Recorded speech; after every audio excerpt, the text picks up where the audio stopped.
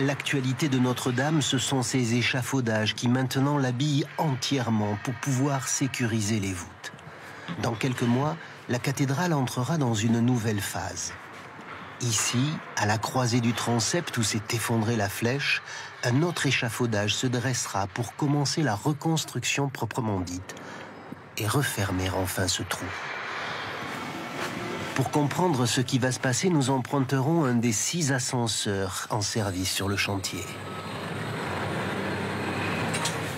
En montant, nous allons faire un voyage dans l'avenir de Notre-Dame de Paris. Nous voici à 32 mètres de hauteur. Alors un parapluie de plastique a remplacé la toiture de plomb. Et à cet endroit se trouvait l'échafaudage calciné qui a été entièrement démonté au mois de décembre. Il ne reste plus ici que ce trou que l'on voyait d'en bas. C'est là que les tailleurs de pierre entreront en jeu. Ils prépareront des blocs appelés des claveaux qui forment des arcs de voûte. On en voit encore les vestiges accrochés aux piliers.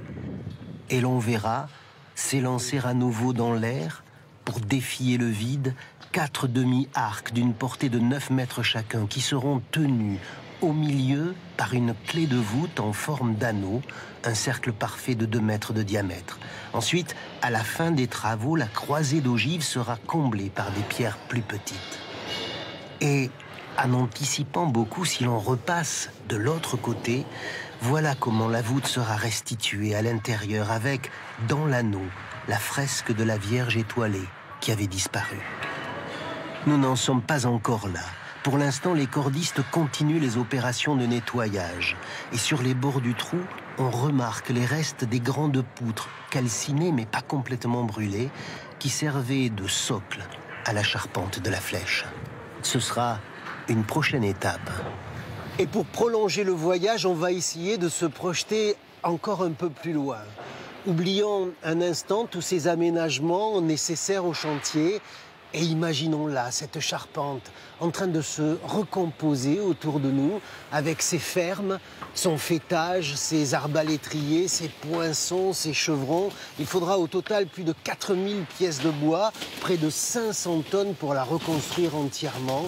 On pourrait presque entendre le bruit des maillets et des doloirs des charpentiers. On pourrait presque sentir la poussière qui habitait ces lieux et cela donne envie d'y entrer, de plonger dans ce foisonnement d'enchevêtrures de poutres, avancer jusqu'au centre de la cathédrale. Et l'on comprend pourquoi on l'appelait la forêt. Elle repoussera ici à l'identique avec des arbres venus de plusieurs forêts des 4 coins de France. Nous arrivons au pied de l'escalier de bois qui montait et qui remontera dans la flèche. Mais c'est un escalier de pierre en colimaçon qu'il nous faut gravir maintenant. 160 marches menant au balcon des tours de Notre-Dame de Paris, au pays de ces étranges sculptures installées par l'architecte Eugène Viollet-le-Duc lors de la restauration de l'édifice au XIXe siècle. Nous arrivons sur ce qu'on appelle la galerie des chimères. Nous sommes à 45 mètres de hauteur au-dessus de ce parapluie de plastique qui protège la cathédrale, mais qui évidemment aujourd'hui nous bouche la vue. Et en plein centre, c'est là que rejaillira la flèche bâtie par Viollet-le-Duc en 1859. Et si on a décidé de la rebâtir à l'identique, on la voit s'élever là avec ses meneaux, ses oculus, ses faîtières, c'est parce qu'elle est considérée comme un chef-d'œuvre d'architecture. Elle est venue épouser la charpente médiévale, elle est venue faire une greffe réussie sur cette structure. Mais pour en prendre toute la dimension, notre cadre ici est un peu serré. Viollet-le-Duc avait vu plus grand. Il va nous falloir reprendre l'ascenseur. C'est ici l'entrée. Le voyage se poursuit dans la grande grue, une des pièces essentielles du chantier. Un premier palier à 50 mètres offre déjà un panorama splendide sur les travaux.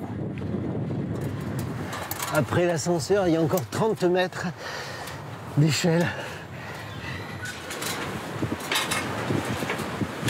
Au sommet, à 80 mètres de hauteur, Nous voici suspendus dans le ciel de Paris, avec tous ces monuments à nos pieds. La vue est magnifique, mais il manque quelque chose. La voici qui grimpe, effilée vers le ciel, l'aiguille de la flèche qui grimpe à 96 mètres de hauteur avec la croix à son sommet. Elle a longtemps été le plus haut monument de Paris jusqu'à la construction de la Tour Eiffel. Et symboliquement, on va y ajouter une sculpture. Ce sera peut-être un coq pour remplacer celui qui s'est abîmé lors de l'incendie.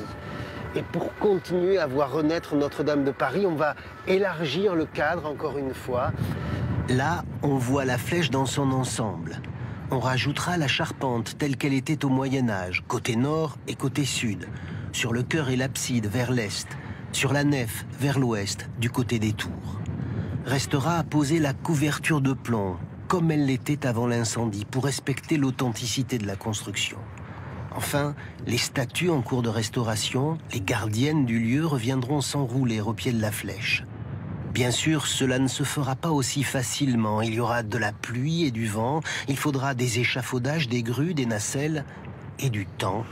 On doit encore s'habituer à voir des pansements sur les blessures de Notre-Dame.